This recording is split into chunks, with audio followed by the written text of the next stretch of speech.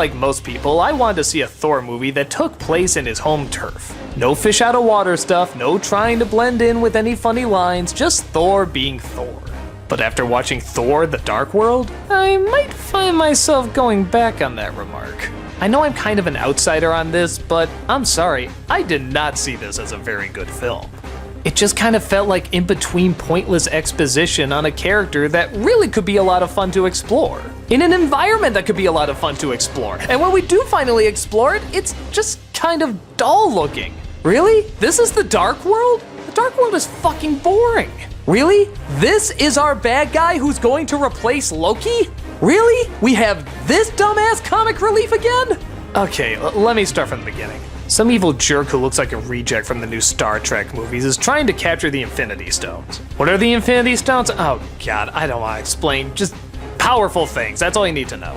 And it's up to Thor to stop him from getting this stone and, of course, conquering Earth. Natalie Portman is once again roped in, and sadly she gets way too much screen time. More than actually his other warrior friends have. Which is really not fair. I like these warrior friends. I think we need more of them, but instead, not only do we get a ton of Natalie Portman, but Kat Dennings. Good fucking god, do I hate Kat Dennings in this movie. I didn't like her in the first one, but at least Thor was on screen. We could see them sort of interact, and if she said something stupid, whatever, Thor's there and he's charming and cool. Here, every time she's on screen, she's either alone or with her scientist friends, and she is so beyond annoying.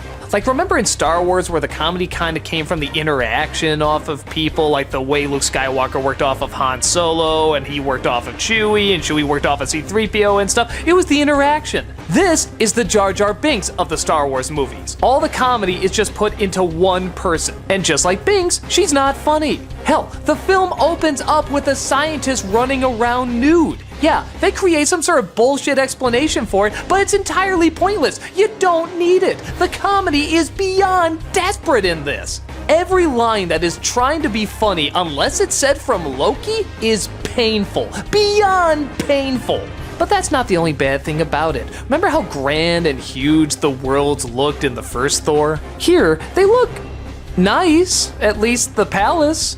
But aside from that, it's just kind of typical fantasy stuff that you'd see anywhere. Again, look at this Dark World. The movie is named after this, and it is so incredibly not interesting. There's a major character who dies in this movie. I remember thinking to myself, God, I should be a lot more invested in this. And I guess I felt bad seeing Thor's reaction to it, but I personally didn't miss the character that much because they just didn't make that person that interesting. Nobody is that interesting in this movie. The villain? What a yawn. The scheme? Seen it a million times. The only thing that's kind of enjoyable is when Thor has to team up with Loki again. This is as great as it sounds. You like seeing these two together. You like seeing them work off each other. But what do? Halfway through the movie, they get rid of that idea. And they don't even really start that until the end of the first third. So that's 1/3 of the movie. Hell, less than 1/3. If this was the prime focus, maybe it would have been a lot more fun. But nope, we gotta make room for Natalie Portman and Kat Dennings saying all their stupid, unfunny stuff that nobody wants to see. The movie gives you no time to really settle down and feel like you can get attached to these characters, which is so weird because there's a whole movie dedicated to them that did so well at doing that. Everybody talks like they just kind of want to get the story going. Nobody really relates to each other.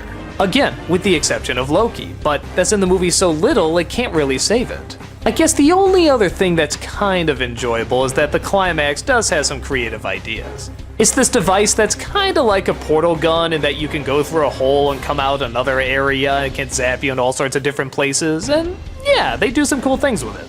But again, did I really care if Thor stopped this guy? Did I really care if he succeeded in his quest? I didn't give a shit. As dumb a setup as the first film was, at least I cared for those people. At least I wanted to see Thor get back home. I don't know, this isn't the worst movie by any means, but it's the time that I felt we could really see Thor being Thor, going out into the fields or traveling through the stars or going to other worlds, just swinging that hammer, doing the cool stuff. Once again, I could see those operatic landscapes really taken advantage of. But instead of feeling like a really grand big comic book, it just kind of feels like a very dull standard comic book. But like I said, I know I'm in a minority and a lot of people really like this film. I don't get it, and there's certainly nothing in it that's straight up offensive, again outside of maybe Kat Dennings, and weird naked scientists running around for no reason. But my opinion, I'd rather save my money for Avengers 2.